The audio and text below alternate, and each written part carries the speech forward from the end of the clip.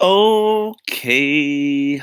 Okay, YouTube. What is up? We are live, and yeah, this is kind of the second time I'm trying this. It kind of didn't work a couple of days ago, but this is the weekly, hopefully weekly Q&A. I think I've been doing it weekly. This is probably haven't, but trying to make more live content, trying to answer more of your questions, and yeah, hopefully just share some knowledge. So we'll see what happens. So we'll start with just updating you, and well, actually, what I'll do for the very first time is check my actual stream. Let me know in the comments, like if the stream is like ridiculously bad, but hopefully it isn't. Okay, it looks semi-decent on mine. I don't know, maybe it's yeah. We'll see how it goes. Anyway, so what have I been doing? Well, today I was down doing interviews with Michelin star chefs, which was quite cool. And I have white COS 11s, and just because chefs wear a kind of double-breasted, which is like a crossed over with buttons down each side thing, really hard to try and like bury the lav without it just sounding rubbish. And they had two cameras, so one was super wide, one was kind of tight. So I just had them kind of shown. So on the wide you could see it, but then on the close I had it far enough down that you couldn't see it, so it cuts quite nicely. So that went very well. Earlier on in the week, so last Friday, I was doing like basically like an EPK, which is electronic press kit. And what that means is basically you do something to do with basically players talking about something, selling something. And so this was just for a specific company. But the interesting thing was that there was 3 interviews going on at the same time in the same room. So there was 3 recorders, 3 cameras, and yeah, 3 talent, all in different spaces. So did a bit of post-production on that as well, because obviously everyone's talking at the same time. We had sound blankets. So if you saw my picture on Instagram of me being a sound grip, or yeah, gripping some sound stuff, then that's what that was all about. Yeah, so ideally don't do that. And obviously we played it back to the client and they were like, oh, we can hear something. This was all obviously explained beforehand, so what can you do? I remember from my other stream, which I deleted because the quality was terrible, someone was asking about being the bad guy, and that I guess means that if you can't deliver what the client is asking, then obviously you're the bad guy. I kind of think in this instance, it's all in the preparation. It's the equivalent of like having a location that is just under an airfield or right next to I don't know, a demolition of a building. You can't really do anything about that, and you're just the guy to kind of say, well, I'm here to do the sound. So it's kind of like giving a DOP no lights and then being like, okay, we're going to shoot in this really dark room, but I really want to see them, but we haven't brought you any lights, so let me know how that goes. So I thought I'd just put that out there. Did a Facebook Live thing as well last Saturday for a different job. Commonwealth athletes coming back. And yeah, that's fun. Facebook Live stuff's always tricky, mainly because you want to be hardwired pretty much all the time, especially like into a camera, audio feed wise, because especially at events, man, the coordination frequencies gets a bit nuts. So kind of got away with it, I think. But again, last minute planning, hired like 2 days before, 3 days before. And then, yeah, just on the day, just kind of have to wing it. There's no kind of real prep that you can do. But that kind of came out quite well. But hoping to hear from you guys. So get in the comments. Also, talk to me about the app. Talk to me about anything. I'm slowly adding more stuff. I forgot to say that I'm getting married on Friday. I've got to remember. Friday and Saturday kind of as well, as a kind of 2-parter thing. So yeah, so that should be awesome. But still checking out all the content for you guys and gals. So yeah, so hopefully it's all going well. Who knows? It's so busy and I'm so tired. I was up at 4:45 a.m., 4:45 in the morning, and yeah, now it's nearly 8 o'clock p.m. Thanks, Alejandro, and yeah, it's going well, in the groove. So yeah, just hoping to kind of hopefully provide some more value with live stuff. So ask me questions. I know there's at least 4 of you here, so come on, ask some questions about anything. And also I need to add more stuff to the app. I've got to remember to do that after this, and eat something. Come on, Carl. Come on, Carl. Ask questions. Come on. What's wrong? Maybe not. Do. Otherwise, you can just hang out with me, chatting about stuff. I'm going to be doing a video on the bubble bees. I had a chance to use their overcovers today, which was great. They do work out really well outside, actually. So we're out, and I'll obviously find a similar windy situation to make that work in. So yeah, there's that to come. I guess I won't be doing stuff for the next couple of days. Maybe I'll try and chop up some more of the sound chat stuff and get some more juicy nuggets of information. Also need to buy some IEMs. Oh, you just got G4. Nice. I love it. I'd like to do a review. I'd love to do a review of G3. As far as I'm aware, is it the case that it's basically like it's definitely a wider frequency range. I know that. And then what else? Well, I don't really. I need to look into it. I need to do lots of videos on that. So KGB Nick, Matt, tentacle timecode has delay. He experiences like 2 frames delay. On what camera is that? Generally, you shouldn't experience delay on a tentacle at all. You basically jam the box and then that's it. You may experience 1 second of delay on old models of the Arri Alexa, the big one, because the actual display is 1 second off, which is really weird and useless. But on all of the cameras, there shouldn't be a delay at all. So, yeah. Hopefully that helps. And let me know more information. I'll come back to that question. Kyle, what do you use as your main timecode system? Currently using timecode ultrasync, but running into issues with red cameras. Interesting. I actually still use the new tentacles. I do have a set of the ultrasyncs. I think they're also very compact, very neat unit. And yeah, I needed to. I haven't bought a cable, I don't think, for the red version of it. But yeah, they're very useful. And yeah, they've got just as long battery life. But to be honest, I was with the Tentacle Sync, the first generation, pretty much as soon as it came out. And it was just so easy. And now I've upgraded to the newest one. And yeah, it's just a lot easier. I don't know. I just put it on. There's no kind of no battery thing, no like big thing to plug in to like charge it up and sync and all this kind of stuff. And once they're working even more on the app, so it's fine. Well, Red uses 4-pin LEMO, but timecode doesn't make one. Oh, they don't make one. That's interesting. But yeah, they need any cable maker will do that. I don't know where you're based, if you're based in the UK, but yeah, there's a few cable makers out there that'll be able to make it for you, and you should be able to find hopefully the actual schematics, whatever it is for the actual cable. So yeah, someone should be able to knock them up, and also you can knock them up in a variety of lengths as well sometimes, because that can be useful. And trying to get right angled like LEMO connectors for like the Arri Alexa Mini is also very, very useful. And make sure that it's kind of the right way round. It's really weird, but you kind of need it so that the angle is like either straight up from the dot, because if it's straight down from the like red dot that you put it in, then it covers the card kind of door, which is super annoying. And I think by default the right angle covers that. So that's if you're going to get cables, make sure that the angle is kind of up. I don't know how this is like on my screen, but like the red dot is on the top that you plug in, and then it goes either up or to the side, either side, whatever they kind of like. Oh, USA, yeah, there should be a load of people. Wilco Sound, Eric Tolin. Yeah, there should be a few people. So,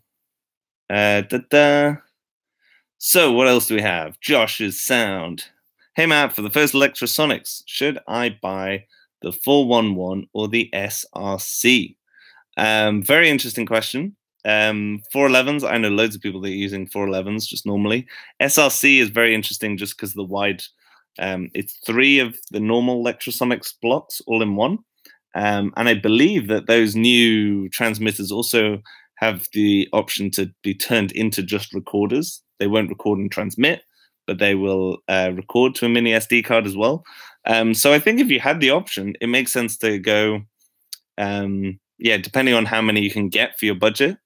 I'd be very tempted to go with the SRCs personally, and depending on your recorder as well.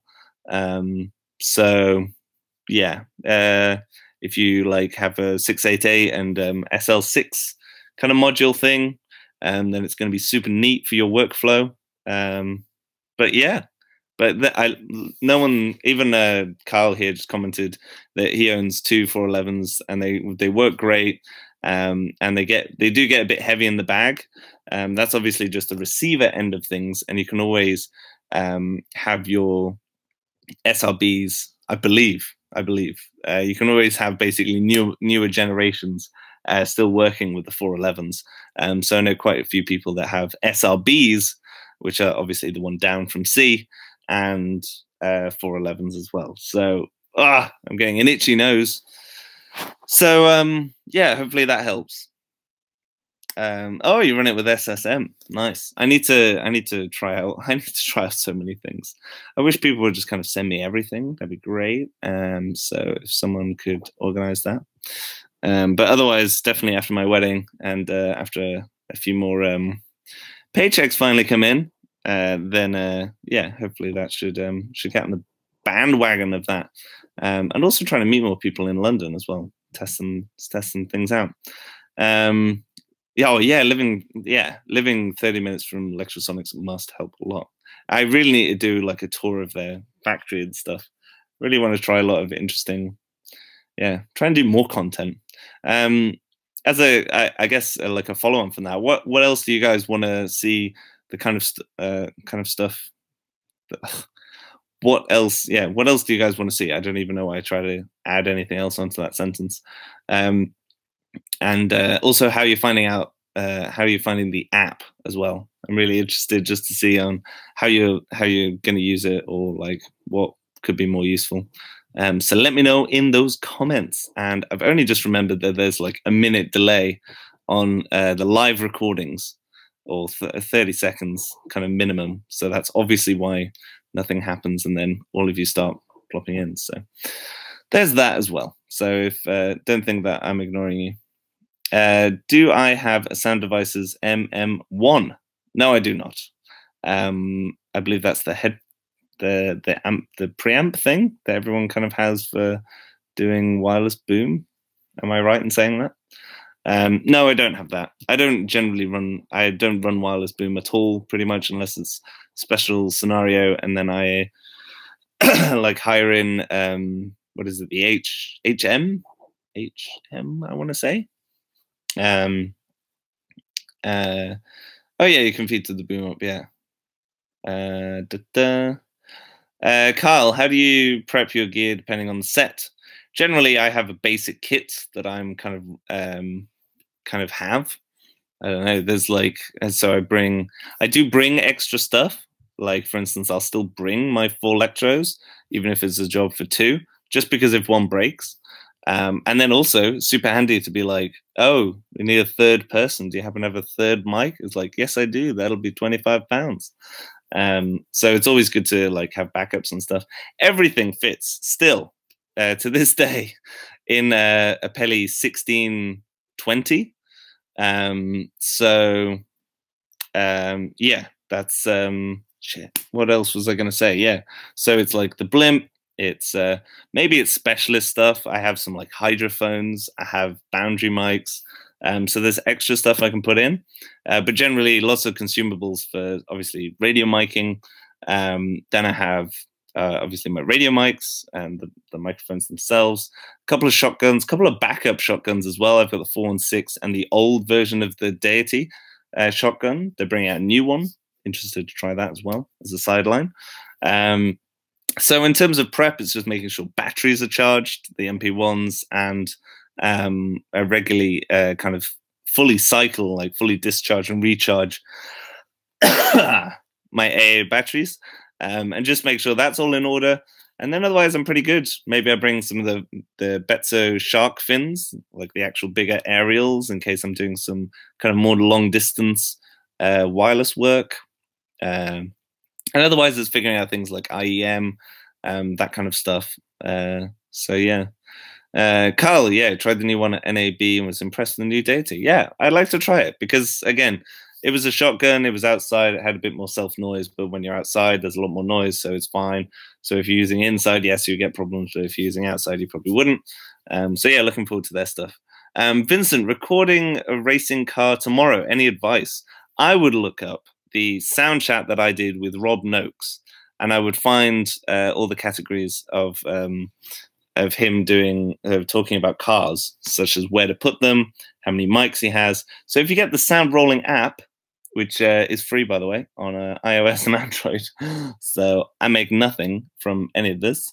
If you go to video and playlists, and then my screen is so smashed, by the way, and then you go to sound chats, and then you go to Rob Noakes. You can't probably see that. Rob Noakes, yeah, there at the top. Then you can scroll down, and I've broken them into lots of different sections. So, for instance, here's the one on cars. Go to mics. Preparation tips for car SFX recording sessions. If you can see that, it's probably backwards. And yeah, go through that. You can even watch the whole thing. The whole thing ends up being like an hour or something. He talks about effects in general. So yeah, so depending on like what your actual recording with the car is, yeah, I would go to that first. But otherwise, feel free to ask more specific questions. I've done stuff with like Aston Martins and even like LMP ones, which are like the endurance ones as well. So they're quite fun. Basically, find really good places without wind, and then you should be fine. Tubastoma, is that right? Do you usually match labs during interviews, or do you mix labs? COS 11Ds with DPAs, for example. Rarely, but sometimes. And it's generally the case that, for instance, the only DPA that I have at the moment is the 4071. And so that's the one with the presence boost. And so that's actually quite useful for kind of not necessarily more buried, but kind of super deep voices because you do need that extra clarity. Whereas I pretty much go for COS 11s all the time, pretty much. And it's not that I don't like DPAs, following up with a Manuel Lopez question. Yeah, I would probably prefer DPA, but the only real experience I've had in terms of ones that I've actually bought and used a lot is the 4071s.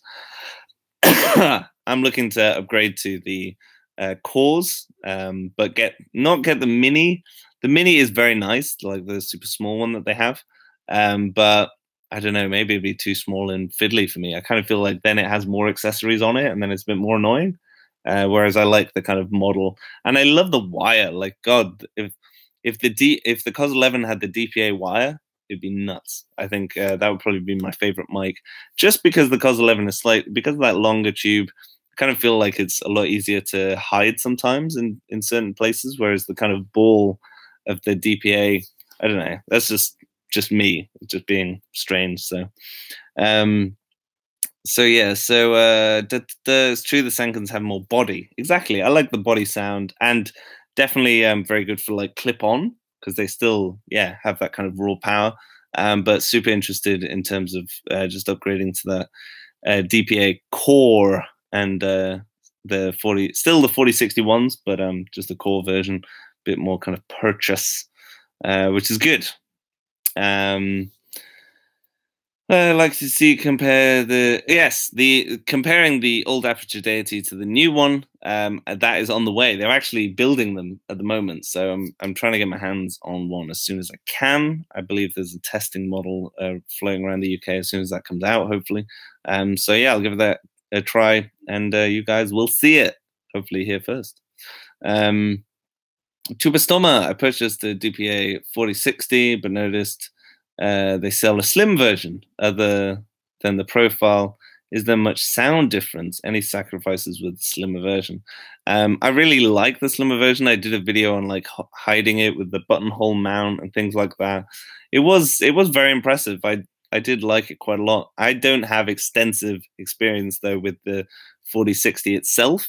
So I wouldn't want to be making too many kind of crazy claims, but I think again acoustically it's meant to be very very similar, and the whole idea is that it's basically just a smaller version. It came all from like the headset mics that they had, and basically they then worked it into a workable model for body wearing. So that's the kind of background where it's coming from. So similar to the 4060, I believe, as well, which was also on the end of the headsets. Seems like that's where they get most of their stuff from.